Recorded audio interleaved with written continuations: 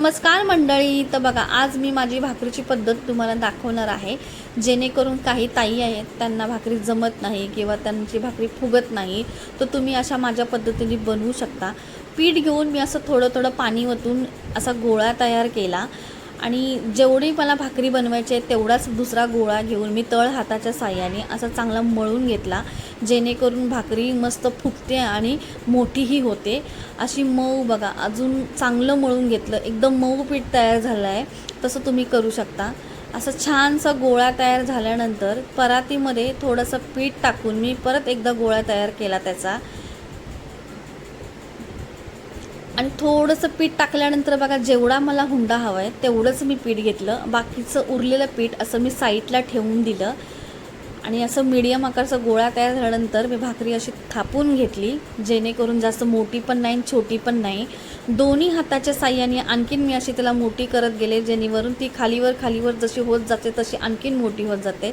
साईडनं जास्त कडा जाड नको म्हणून मी दोन्ही हातांनी परत कडा पण सुद्धा मी थापून घेतल्या. तर हे बघा, तवा अगदी गरम तापल्यानंतर त्याच्यावरती मी भाकरी टाकली.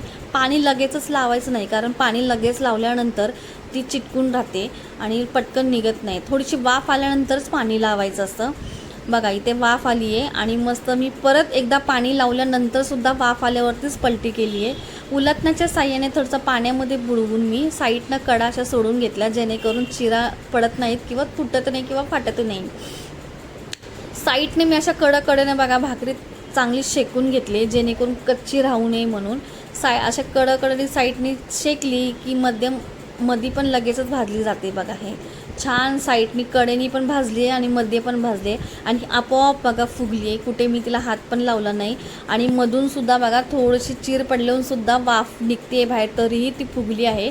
अशी जर तुम्हाला भाकरी माझ्या पद्धतीने बनवायची असेल तर तुम्ही माझा व्हिडिओ बघू शकता. आणि व्हिडिओ जर आवडल्या असेल तर तुम्ही माझ्या व्हिडिओला लाईक करा आणि सबस्क्राईब करायला विसरू नका. तर बघा, अगदी छान मस्त फुगली आहे ना, कुठे करपली नाही आहे, काही नाही आहे. फक्त उलटण्याच्या साहाय्याने मी कडा चांगल्या शेकून घेतल्यात. बघा किती सुंदर दिसते. जास्त पातळ पण नाही आहे झाली आणि जास्त जाड पण नाही झाली आहे. काही अशा भाकऱ्या असतात की एकदम पातळ गॅसवरच्या होतात, जेणे मी खूप लोकांच्या बघितल्या आहेत. आणि बघा किती मस्त दिसते. चला बाय.